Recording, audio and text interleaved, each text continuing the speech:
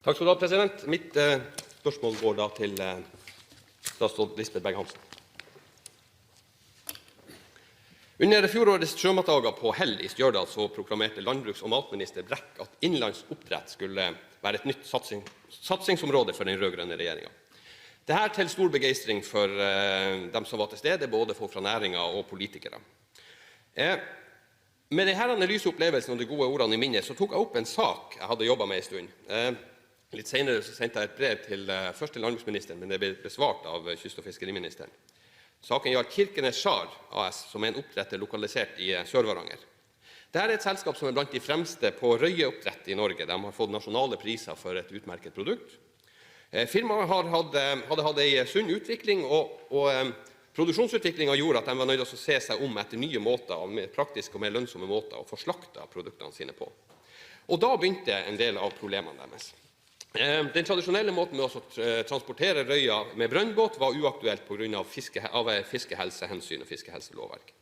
Det de da fant ut var at dette var et lukket oppdrettsanlegg. Kanskje de kunne samlokalisere slakteriet sitt med oppdrettsanlegget. Da støtte de på nye problemer. Det viser seg at den fjorden de lå 100 meter ifra, det var en nasjonal laksefjord. Og da var det ikke lov å etablere slakteri. Dette er litt sånn problematisk for nye oppdrettere, og spørsmålet mitt til statsråden det er, kan det se ut for at man tolker lovverket om nasjonale laksefjorder litt for sterkt når det går 100 meter på land og også gjelder i et lukket oppdrettsanlegg? Statsråd Lisbeth Berg-Hansen. President, som representanten Bakke-Jensen peker på, så er det da ett selskap. Vi har faktisk to saker knyttet til lokalisering og utvidelse av slakteri ved nasjonal laksefjord.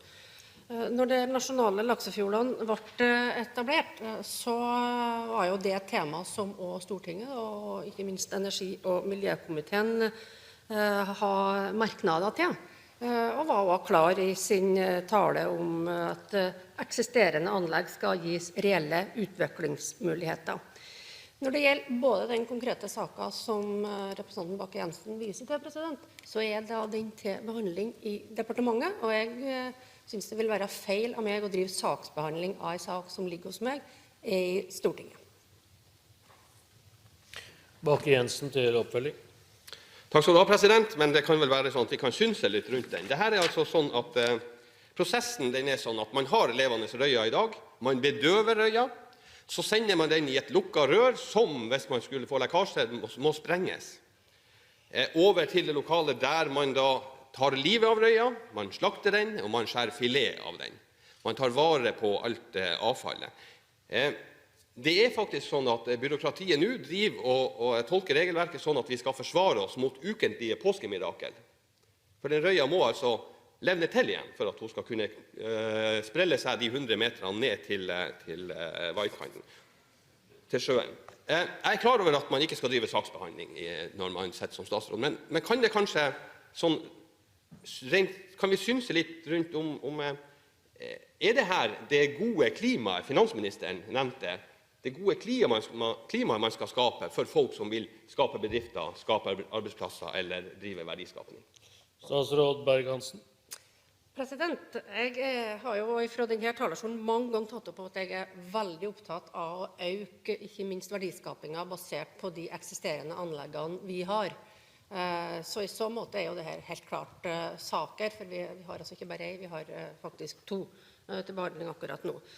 Så president, kunne jeg gjerne ha inngått en lang og detaljert drøfting rundt hva som skjer med fisk, både når den bedøves og transporteres og slaktes og fileteres. Det har jeg faktisk litt erfaring fra, så det kunne vi hatt en interessant diskusjon rundt hva som kan skje og ikke skje.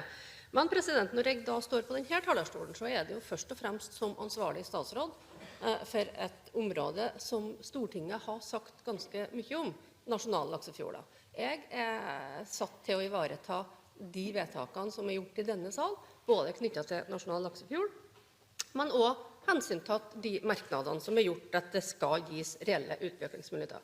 De vedtakene har jeg med meg når jeg nå skal behandle denne saken.